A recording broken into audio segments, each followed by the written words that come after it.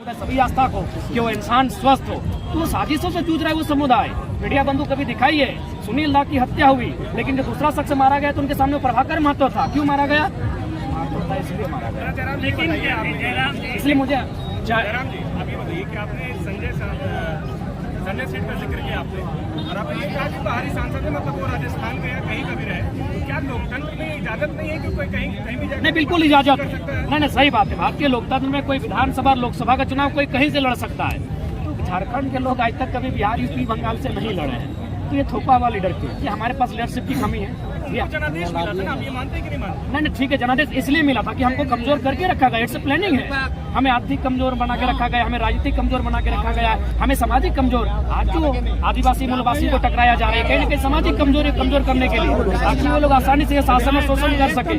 तो इसलिए ठीक है जनादेश है, लेकिन इसलिए जनादेश है कि मर्दा का कुछ नहीं होता है, वो किसी के भी शरण में चला जाता है। तो वही हाल हमारा है। इन्होंने हमें कहीं ना कहीं पंगु बनाकर रखा है। 70 सालों में हमारा दोहन हुआ है। आज देखिए इतना बड़ा जमीन अधिग्रहण हमारा होता है, यूपी बिहार बंगाल एमपी वालों को यहाँ बसाया जाता है, बड़े बड़े उद्योगपतियों को हमारे जमीनों का अलॉटमेंट किया जाता है। तो ये अन्यायकारी दमनकारी नीतियां हैं जिसका हम लोग विरोध करते हैं, और इसी के साथ 2024 में हम लोग एक बदलाव की संगठनात करते हैं जो राज्य के लिए एक बेहतर लेके आए। जयराम जी विनोद किसको के बारे में क्या कहेंगे? हर आप भी दिखाई कोई बड़ा इशू नहीं है देव बाबू। मुझे लगता है एक जिला अध्यक्ष जिसको खुद की जानकारी नहीं, उस पर हमारा टीका टिप्पणी नहीं, जो कहना था हमने मंच में कह दिया है।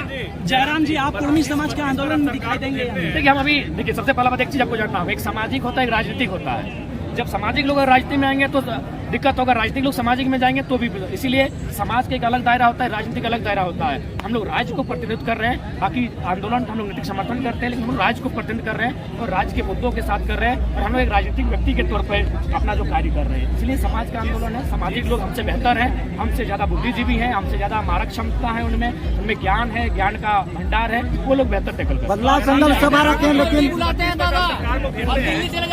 बत्तीस पर आप सरकार को घेरते हैं, मतलब कि आप अपनी सभाओं में 32 का जिक्र करते ही करते हैं, आप प्रमुखता उसको जगह देते हैं। वही सरकार जो मौजूदा सरकार है यहाँ पर, वो 32 को लेकर के जो है कैबिनेट से बात करती है, विधानसभा से पारित करती है, तो वो कहीं ना कहीं जो है 32 को लेकर के वो जो है वो भी मुखर है।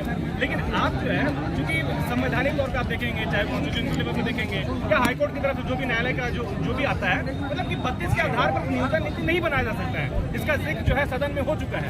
तो क्या 32 के आड़ में जो है वर्तमान की सरकार वो भी राजनीति कर रहे हैं, और 32 के आड़ में अभी मतलब बीच का कोई रास्ता आप क्यों नहीं बताते? मतलब तो जनता पिस रही है ना, झारखंड की जो जनता है। देखिए हमने स्पष्ट कहा है कि राज्य सरकार बुलावे तो सही, हम लोग कब बोले कि नहीं बैठेंगे। हमारी आपसे वैचारिक लड़ाई है, शारीरिक लड़ाई नहीं है।